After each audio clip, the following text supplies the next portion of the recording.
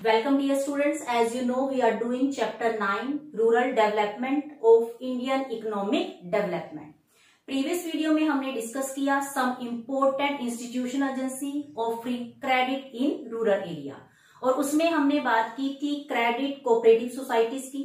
Second हमने बात की थी रीजनल रूरल बैंक RRB या फिर land development bank, third state bank of India and other commercial bank and last one that is NABARD. इसके बाद हमने डिस्कस किया critical evaluation of rural credit in India. It means India में जो rural credit जो है उसमें क्या क्या ड्रॉबैक्स हैं, उसमें क्या क्या कमियां हैं। From today we are going to start the next topic and the next topic that is challenges of agriculture marketing. First of all बात करेंगे मार्केटिंग। मार्केटिंग का मतलब होता है गुड्स को सेल करना, चाहे वो आपका एग्रीकल्चर प्रोडक्ट हो या फिर आपके डिफरेंट जो बिजनेस में जो भी आपके प्रोडक्ट बनते हैं, इट मीन्स ट्रेडिंग जो भी आपके प्रोडक्ट्स होते हैं। तो इट मीन्स इंडिया में रूरल एरिया में एग्रीकल्चर मार्केटिंग में क्या क्या प्रॉब्लम है जो कि फेस करनी पड़ती है। तो first of all we will discuss about agriculture marketing. It means agriculture marketing होता क्या है with the help of definition. Agriculture marketing includes all the processes between harvesting and final sale of the produce by the farmers। Agriculture जो market है उसके जो steps हैं वो कहां से स्टार्ट होगा, हार्वेस्टिंग से, और जो उसका एंड है that is final sale of the product. It means agriculture marketing की जो प्रोसेस है उसको हम स्टेप बाय स्टेप करेंगे। फर्स्ट जो स्टेप है that is gathering the produce after harvesting. देखिए हार्वेस्टिंग का मतलब होता है जब जो भी क्रॉप है फाइनली वो तैयार होगी और जब उसकी कटिंग हो जाती है, जब उसकी कटाई हो जाती है। तो इट मींस सबसे पहला जो स्टेप है वो क्या है, gathering the product after harvesting.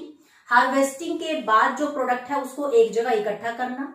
Second processing the produce. Produce means जो भी प्रोडक्ट बनाया गया उसकी प्रोसेसिंग, और प्रोसेसिंग में क्या आता है, separation the straw from the grain. Straw का मतलब होता है जो भी एक्स्ट्रा उसके अंदर, ठीक है, मे भी हो सकता है उसके अंदर कुछ मिट्टी वगैरह या कुछ तिनके वगैरह हो, उसको क्या करेंगे, अलग करेंगे। थर्ड जो आएगा that is grading the produce according to its quality. Grading का मतलब होता है इट मीन सपोज करो जो प्रोडक्ट है डिफरेंट ग्रेड का हो सकता है जो प्रोडक्ट है कुछ A ग्रेड का हो, कुछ B ग्रेड का, C ग्रेड का। इट मीन्स क्वालिटी के अकॉर्डिंग जो प्रोडक्ट है उसको डिफरेंट ग्रेड्स में डिवाइड कर देना। After that packaging the produce according to buyer preference. जैसे ही प्रोडक्ट तैयार हो गया, आपने उसकी ग्रेडिंग की, इसके बाद हम क्या करेंगे, packaging according to buyer preference. ठीक है, मार्केट में आपने देखा होगा जो भी प्रोडक्ट होते हैं उसकी डिफरेंट पैकेजिंग अवेलेबल होती है। 1 kg हो सकता है, 5 kg हो सकता है, 10 kg। It means according to buyer preference, जो बायर की प्रेफरेंस है उसके अकॉर्डिंग उसकी पैकेजिंग होती है। After that storing the produce for future sale. ये कोई जरूरी नहीं भी जैसे ही प्रोडक्ट बन गया वो साथ ही साथ मार्केट में सेल हो जाए। तो इट मे बी जो फार्मर्स है उसको कुछ टाइम के लिए क्या करें, स्टोर कर ले। तो that is the next step, storing the produce for future sale. It means हमने प्रोडक्ट को सेव कर दिया, उसको स्टोर कर दिया in warehouse for future sale. जब भी उसकी रिक्वायरमेंट होगी इन फ्यूचर आप उसको मार्केट में सेल करोगे। And last one that is selling the produce when the price is lucrative. Lucrative का मतलब होता है जब एक सफिशिएंट, एक बेटर प्राइस, जब आपको बेस्ट प्राइस जब आपको अवेलेबल हो जाएगा उस टाइम पे प्रोडक्ट को मार्केट में सेल कर देना। So this is the process of agriculture marketing जो कि स्टेप बाय स्टेप चलेगी। आफ्टर दैट अगर हम बात करें at the time of independence, ठीक है, इंडिपेंडेंस के टाइम पे इट मीन्स 1947 के बाद एग्रीकल्चर जो मार्केट था that is controlled by money lender, trader and commission agent. It means villages में जो साहूकार होते थे, जो जमींदार होते थे, वो एग्रीकल्चर मार्केटिंग को कंट्रोल करते थे। इट मीन्स जो भी प्रोडक्ट सेल या फिर परचेज होना है वो उन्हीं के थ्रू होता था। एंड फार्मर मेज अ distress cell of their product. देखिए फार्मर्स क्या करते थे, क्योंकि फार्मर्स को जो लोन है वो कौन प्रोवाइड करते थे, मनी लेंडर या फिर ट्रेडर या जो भी एजेंट होते थे, उनकी हेल्प से फार्मर्स को लोन मिलता था। तो फार्मर्स उसके बदले में जैसे ही प्रोडक्ट उनका फाइनली तैयार होता था वो अपने प्रोडक्ट को मार्केट में सेल करने की बजाय किसको सेल करते थे, इन पर्सन्स को, मनी लेंडर्स को, ट्रेडर्स को। तो उसी सेल को क्या बोला गया है, distress sale. First of all definition देखेंगे इसकी। डिस्ट्रेस सेल का मतलब होता है वो situation when farmers are compelled to sell their produce immediately after the harvest on existing market price.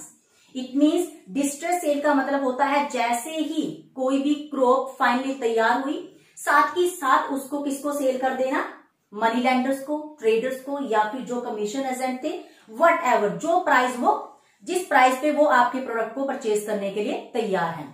And what is the reason behind that? It means farmers को अपना product immediately क्यों cell करना पड़ता था? इसके पीछे टू रीजंस थे। First, they need immediate cash to pay off their debts. Debts means उनके लोन्स। इट मीन्स फार्मर्स को जो लोन प्रोवाइड किए थे वो इन 3 पर्सन्स ने प्रोवाइड किए, मनी लेंडर, ट्रेडर या फिर जो कमीशन एजेंट होते थे। तो इनके लोन को रीपे करने के लिए फार्मर्स को अपना प्रोडक्ट इमीडिएटली उनको सेल करना पड़ता था। सेकंड जो रीजन था, lack of storage facility. It means farmers के पास कुछ ऐसा स्पेस या कुछ ऐसे उनके पास अल्टरनेट नहीं था भी वो अपने प्रोडक्ट को स्टोर कर सके फॉर फ्यूचर से, या फिर cost of storage is very high. अगर वो गुड्स को स्टोर भी करते थे तो उसकी जो कॉस्ट थी, उसके जो एक्सपेंसेस थे वो बहुत ज्यादा थे। So this is all about agriculture marketing, it's process, and at the time of independence what was the system of agriculture marketing. As we know, at the time of independence, farmers को अपना product immediately market में cell करना पड़ता था at lower price. तो farmers को exploitation से बचाने के लिए गवर्नमेंट ने कुछ इनिशिएटिव्स, कुछ स्टेप्स उठाए। So next topic that is measures initiated by the government to improve the marketing system. It means farmers ने जो प्रोडक्ट बनाया उस प्रोडक्ट को सेल करने के लिए, मार्केटिंग सिस्टम को इंप्रूव करने के लिए गवर्नमेंट ने कुछ कमेटीज को ऑर्गेनाइज किया। तो first point that is regulated market. Regulated market का मतलब होता है वो मार्केट जो कुछ रूल्स रेगुलेशन में काम करती है। It means there are some rules regulation, there are some provisions regarding that market. तो first of all regulated market को इस्टेब्लिश किया गया। रेगुलेटेड मार्केट में जो भी सेल परचेज होती थी प्रोडक्ट की, that is monitored by market committee. It means जो भी प्रोडक्ट सेल या परचेज होगा, मार्केट कमेटी उस चीज को सुपरवाइज करेगी। सुपरवाइज का मतलब होता है देखना। एंड इन मार्केट जो कमेटीज थी उसके जो मेंबर्स थे, उसमें जो रिप्रेजेंटेटिव्स थे, कुछ पर्सन गवर्नमेंट के इंक्लूड हैं, कुछ फार्मर्स के और कुछ ट्रेडर्स के। ट्रेडर्स का मतलब होता है वो पर्सन जो फार्मर्स से उनका प्रोडक्ट परचेज करेंगे। After that more transparent with a strict supervision. इसमें जो ट्रांसपेरेंसी थी वो बहुत ज्यादा थी क्योंकि इसमें सुपरविजन बहुत ज्यादा थी। On use of proper scale and measures. It means जो भी प्रोडक्ट सेल किया जा रहा है उसका जो स्केल है, उसका जो भी नाप है, उसका जो मेजर है वो एग्जैक्ट है या नहीं, वो करेक्ट है या नहीं, इसके ऊपर सुपरविजन बहुत ज्यादा थी। थर्ड इसका जो बेनिफिट हुआ, farmer get appropriate price for their produce. It means farmer ने जो भी प्रोडक्ट बनाया उसका एक रीजनेबल, उसका एक बेटर प्राइस उनको मिलना शुरू हो गया ड्यू टू मॉनिटर, ठीक है, ड्यू टू सुपरविजन, क्योंकि वहां पे सुपरविजन थी और वो जो भी डीलिंग होती थी, जो भी सेल या परचेज होती थी उसको प्रॉपर वे में सुपरवाइज किया जाता था। सेकेंड इसमें जो कमेटी बनी that is cooperative agriculture marketing society. Agriculture marketing society का मतलब होता है वो सोसाइटी जो एग्रीकल्चर प्रोडक्ट को सेल करने में हेल्प कर रही थी। As a member of this committee, क्योंकि जो फार्मर्स थे वो इसके मेंबर थे, इन कमेटीज के, इन सोसाइटीज के मेंबर थे। Farmer find themselves better bargainer in the market. Bargainer का मतलब होता है आप अपने प्रोडक्ट के बेटर प्राइस की डिमांड कर सकते थे, क्योंकि जो फार्मर्स थे वो इन सोसाइटीज में मेंबर थे।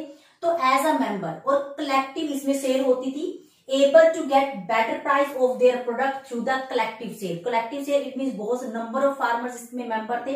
तो जब वो कलेक्टिवली, जब वो इकट्ठे होकर अपने प्रोडक्ट को सेल करेंगे तो इससे उनकी जो बार्गेनिंग पावर है, इट मीन्स वो बेटर प्राइस की डिमांड कर पा रहे थे। इट मीन्स उनको बेटर प्राइस मिलना शुरू हो गया। थर्ड इसमें आया provision for warehousing facility. Warehousing का मतलब होता है godowns.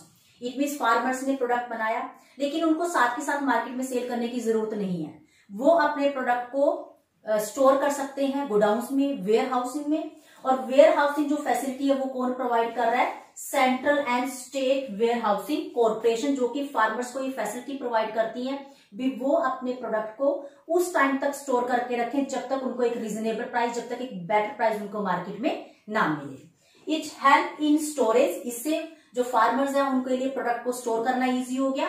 And sell their product at higher price whenever they get, जब भी उनको एक बेटर प्राइस मिलेगा तब वो अपने प्रोडक्ट को स्टोर से निकाल के मार्केट में उसको सेल कर देंगे।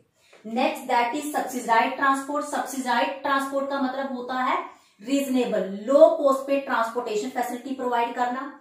Railway provide reasonable price transport facility. It mean जो रेलवे है वो फार्मर्स को रीजनेबल कम से कम प्राइस पे, कम से कम रेंट पे गुड्स को ट्रांसपोर्टेशन करने की फैसिलिटी प्रोवाइड करती है from rural to urban area. It means villages से अगर अर्बन एरिया में प्रोडक्ट लेके आना है, ग्रेन मार्केट में अगर प्रोडक्ट लेके आना है, तो इसके लिए जो रेलवे है वो उनको रीजनेबल प्राइस पे ये फैसिलिटी प्रोवाइड करती है। Next that is dispersion of information. Dispersion का मतलब होता है फैलाना, डिस्पर्स करना, स्प्रेड करना किसी चीज को। इट मीन्स फार्मर्स को प्रोडक्ट के प्राइस के बारे में, डिफरेंट जो भी ग्रेन मार्केट है वहां पे किसी प्रोडक्ट का क्या प्राइस है, we can get these information with the help of newspaper. Newspaper में भी आपको इन्फॉर्मेशन मिल जाएगी, वहां पे डिफरेंट मार्केट के प्राइसेस अवेलेबल होते हैं, मेंशन होती है वो चीज। And with the help of internet, ठीक है, ये जो इन्फॉर्मेशन है वो फार्मर्स तक पहुंचाई गई। इट मीन्स फार्मर्स की जो नॉलेज है वो इंक्रीज हो गई भी वो अपने प्रोडक्ट को किस मार्केट में सेल करें। Information about the price behaviour. It means price behaviour की जो इन्फॉर्मेशन है वो फार्मर्स को मिली कि डिफरेंट मार्केट में क्या क्या प्राइस अवेलेबल है उनके प्रोडक्ट का।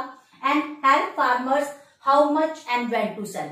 और इससे जो फार्मर्स है उनको क्या हेल्प मिली, वो डिसाइड करना उन्होंने शुरू कर दिया भी उनको अपना कितना प्रोडक्ट सेल करना है। हाउ मतलब कितनी क्वांटिटी उनको सेल करनी है, एंड व्हेन और कब सेल करना है। इट मीन्स जब भी उनको एक बेटर प्राइस मिलेगा अपने प्रोडक्ट का then they will sell their product. After that MSP.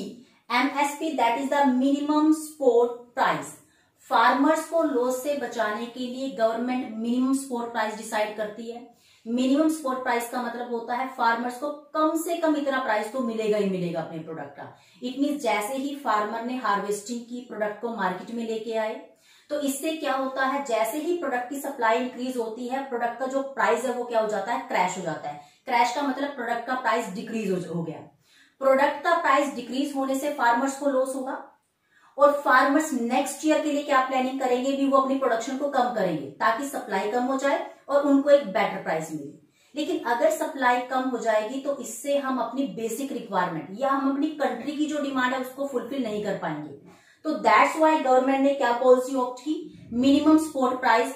भी फार्मर्स को कम से कम इतना प्राइस तो मिलेगा ही मिलेगा, चाहे वो जितना मर्जी प्रोडक्ट मार्केट में सेल करें। और अगर फार्मर्स अपने प्रोडक्ट को मिनिमम सपोर्ट प्राइस पे सेल करने में कैपेबल नहीं होते, अगर वो नहीं कर पाते, तो उस केस में गवर्नमेंट उनका जो भी सरप्लस, जो भी बचा हुआ प्रोडक्ट है, गवर्नमेंट उसको परचेज करती है और उसकी हेल्प से गवर्नमेंट क्या बनाती है, बफर स्टॉक। बफर स्टॉक का मतलब गवर्नमेंट अपने गोडाउन्स में उसको कलेक्ट करके रखेगी and PDS through the fair price shops. और उस बफर स्टॉक की हेल्प से गवर्नमेंट पब्लिक डिस्ट्रीब्यूशन सिस्टम जो कि बिलो पॉवर्टी लाइन पर्संस के लिए होता है, फेयर प्राइस शॉप्स की हेल्प से गवर्नमेंट पीडीएस सिस्टम जो है उसको रन करेगी ताकि जो पर्सन बिलो पॉवर्टी लाइन है उनकी बेसिक रिक्वायरमेंट को रीजनेबल प्राइस पे फुलफिल किया जा सके। एज वी नो, फार्मर्स को रिस्क से बचाने के लिए गवर्नमेंट ने नंबर ऑफ स्टेप्स उठाए, but there are some alternative channels also. It means farmers अपने प्रोडक्ट को इजिली मार्केट में सेल कर पाए, उनको एक बेटर प्राइस मिले, तो इसके लिए डिफरेंट कुछ अल्टरनेटिव सोर्सेस हैं। First that is direct sale by the farmers to the consumer. It means farmers अपने प्रोडक्ट को डायरेक्ट कस्टमर्स को सेल कर सकते हैं, दैट इज वन चैनल। और डिफरेंट स्टेट्स ने इसके लिए डिफरेंट चैनल को यूज किया। जैसे अगर हम बात करें पंजाब, हरियाणा और राजस्थान, उनका अपना जो चैनल है दैट इज नोन एज अपनी मंडी एंड बिग बाजार। इट मीन्स ये तीनों स्टेट्स फार्मर्स के प्रोडक्ट को डायरेक्ट कस्टमर तक पहुंचाने के लिए जिस चैनल को यूज करती है दैट इज अपनी मंडी एंड बिग बाजार।